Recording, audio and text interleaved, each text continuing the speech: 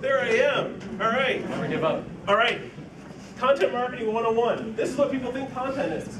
And if you haven't seen this guy, Marketunist, this guy's awesome. He puts out these great little comment snippets. And the best part is he licenses them. So I bought this to use in presentations. You can put them anywhere you want on your blog, you put them anywhere online, but when you use them someplace, you pay for them. Something else you need to really embrace, content creators should be paid for their content.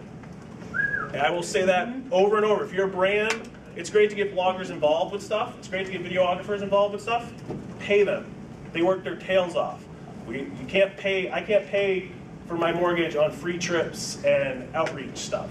If you're going to hire someone, pay them. Don't just assume you're going to get stuff for free. This is what I was talking about. This is the silver bullet that does not exist in content, right? We're going to fly through this because I already talked about this. The fact that content's easy. Engaging content's the hard thing. Always, always remember that. Also remember this. This is a great quote from Abraham Lincoln that I love. And it's the part that everybody skips over with their campaigns. They want to jump into the pretty stuff, the flashy stuff, the pretty pictures. You've got to think up front about what are you going to do with it? How are you going to measure success? The fact that Joe shared that 49 people ended up buying the product from the infographic, if they hadn't set that up in the background, if they hadn't had a way to track of where did these people come from, they wouldn't have been able to track that that was a success. You have to set up, be strategic about things, think about them. How are we going to measure that this is a success? You can make a pretty website, you can get bloggers involved, but how are you going to know if the content really, really worked? The strategy up front is not the sexy part. It's not the part most companies want to pay for. They want to get right into the big idea. But you've got to think up front, how are you going to do it and why are you going to do it? Anytime you see this guy, this is Lugnut. These are one of our rules from the book. And this is the easiest one you got to remember is to speak human. Don't speak in buzzwords. Don't speak in Frankenspeak, as we call it in the book. Speak as we're talking here. It's okay to have a conversation with people. More than anybody, and this is the example I always use, if you ever see me talk, I talk about ArmyStrongStories.com. This is the US Army. You want to talk about red tape and hoops to jump through and rules and regulations? They have a blog with over 300 active duty men and women writing, videoing, audio, pictures, all without administration. Guys on the front line in Iraq and Afghanistan are posting photos and blog posts to this website without administration. If they can do it, you have zero excuse not to do it. I don't care if you work in pharmaceuticals. I don't care if you work in the banking industry. This is the US Army. They have guns and bombs. But you know what they did right? They trained the crap out of these people. They have clear rules on what you can and can't do. You got the slide share. There's an 88-page guide to social media in the US Army. It's 88 pages because they have things to worry about that your company does not. They have things like, here's what you do in a time of peace. Here's what you do when you are on the front lines in Afghanistan. And they have a whole unit in Afghanistan blogging. It's not always pretty, it's not always fun. But you know what? They taught them, they trained them. They're speaking human. You'll see posts about leave. You'll see posts from the one I always remember, one of the early days, they've been doing this for 3 years. There was an 18-year-old kid who said, I hate that I joined the Army. I don't believe in why I'm here. I miss my family. The desert sucks. It's hot, da da da. But they let it happen because they wanted those voices. And this is a recruiting tool. And they did, I hate to say this, they did put out a really cool infographic a year ago. But it was sharing the results of this. So check them out. Reimagine, don't recycle. This is another thing. You have content right now. I guarantee you, or you're doing this event here.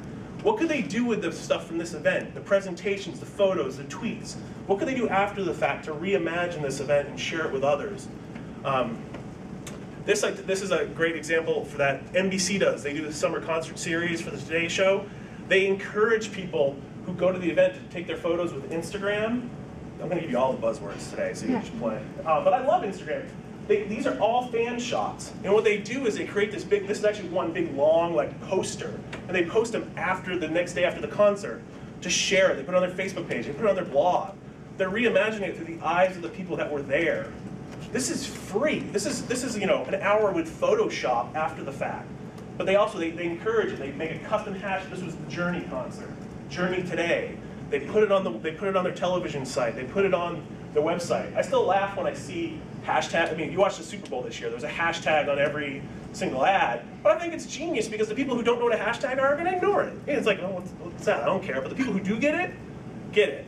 And the best one, I have to credit to JetBlue, who had the hashtag overload.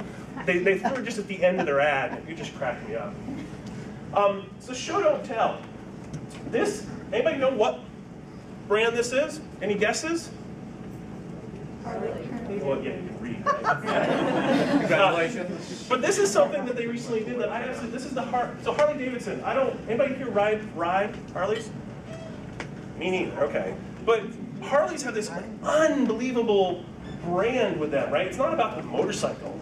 It's about the lifestyle. It's about the open road. And they created this great website called the Ride Book. And they put together all this content that's all around the Harley but has nothing to do with it. You know, this is actually a video of a barber shop that happens to be in a garage, and they all bike riders. You know, this one's very much about the motorcycle. There's a playlist of music, stuff to crank while you're driving down the road. They're showing all these different aspects of the brand without going, hey, and the Harley Davidson is built in America, because no one cares about that. They know that. You'll find that stuff out. But instead, I spent so much time on this website, and I have no desire to ride a motorcycle. But I just thought it was really, I highly suggest Tomcat's Barbershop, watch this video. Beautiful piece of storytelling, beautifully shot, just absolutely gorgeous. There's also this ghost town. They sent a bunch of photographers and said, go do a photo essay on your journey to this ghost town. And they went, and it's just, they're beautiful, beautiful photos. Do something unexpected. All right, here's a little chore for you. Your client sells soundproof windows. Talk about the sexiest client in the world. What do you do with a print ad that's going to be something that anybody cares about? Any ideas? You want to see what they did? I love the fact that I have a window company as cool content. They made these ads. That's my favorite one. Can you read those in the back of the room? No. Okay, first one says, you son of a bitch. This one's saying, this one's a fake orgasm. And this one, is cranking music. It's unbelievable print ads, and this is for a window company. This is something unexpected. I didn't expect this from a window company, but it makes their point perfect. Unexpected does not mean inappropriate. You can figure out what is right for you. I mean, I know there's this chemical company that we profile in the book. They make chemicals for labs. They did a puppet show. That's unexpected because it doesn't, who's going to do that? But perfect example. Finally, things to never forget that everybody always forgets, and it drives me nuts. You are never, ever, ever going to be your audience's priority. Ever. I don't, if I'm shopping for something, maybe, but you're not. If it's just casual, you're not my priority. I'm checking my email, I'm at work, my kids are screaming at me, whatever it is. I'm not your priority. And your client, your customers, and the people you're trying to get, you're never going to be their priority, so make it something that's going to get their attention.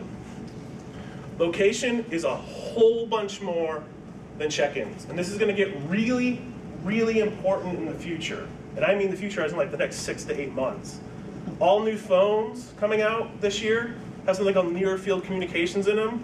It means that devices and locations are going to know you're there. It's scary for a lot of people. Yes, there's privacy concerns. But this is also a thing where you walk with your phone and just hold it up and you pay for stuff. Like the little thumb things we used to have at the gas stations. All of our phones are going to be able to do those. All the new phones coming out have this in them. So why not, when I'm in Santa Barbara earlier this week and I go, God, I want to, where can I go to eat? And why can't I just say, oh, phone, you know where I am. You should give me content of where to go. That's how I pick restaurants. I was in this little town outside of Santa Barbara and I opened up Open Table. And there was one restaurant on there. And I went out, they had a blog, they had Twitter, they had Facebook. I went, oh, I'm going there for dinner. And it actually was good. So location's very important. Think about that. Context of your content's really, really key. And please, you have to be listening. People are talking about you, good, bad, and different. You launch something new. If you're not paying attention and seeing what people react to, you're doomed. You have to be listening. This goes beyond content. This is marketing 101 for today. If you are not listening, and more importantly, if you're not responding, that's horrible. If you have any presence on any social network, take your pick. If you're not listening and actively engaging on that, you're in a lot of trouble. I know I'm not the only one who does this. If I see a brand has a Twitter handle, and I'm mentioning them for good or bad, I will use that Twitter handle on purpose to make it real easy for them to listen. We all know how easy an at message is. It isn't rocket science. Yet, I hardly ever hear back from brands, good or bad. I mean, recently I had a killer experience on an airline. I said, hey, please give so-and-so, the woman's name, a gold star, because she just rocked it at the counter. I thought I'd at least get a, oh wow, thanks for the heads up. Nothing. So, and that's the norm. That is the norm. Most companies are doing nothing, unfortunately. And it's really bad when it's bad, you know. You Google ragu, you'll find out what that whole joke is about. One last thing, I want to show this quick video. Hopefully the audio works, because I always try to end with someone I think that's doing really, really well. This one completely showcases the show don't tell, and plus it pulls on my heartstrings as a dad. If you haven't seen it yet, and you try to figure out what this is an ad for, granted it has a signature style, but I think this is a perfect piece of content that kind of highlights all this stuff. I've never really liked anything as much as I like being a dad. I mean, the first week after we brought him home, I went way, way overboard with the pictures. Even his mom was like, you need to chill out, man. I just didn't want to forget that stuff, you know? But then I did manage to forget one thing. My phone in a cab. The phone was whatever. I lost like a million phones, but this time it was different because it actually mattered. Every photo I'd ever taken of him, I'd taken on that phone. And they were just gone.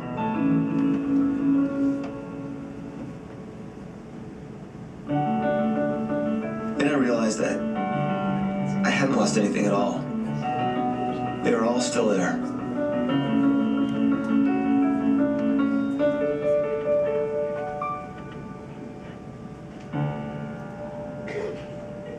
That's how you do a commercial. I just think, and I hate that I keep using Google as an example because they are producing some of the best content out there to a T. And this premiered during the Grammys. They seem to roll out a new commercial during every major event. They're very strategic about it. It's very, very smart. But I found that 2 hours before the Grammys on Google+. And of course, being a digital dad, it got my attention. And I mean, that hit me on, and supposedly that's actually based on a real Google employee's story.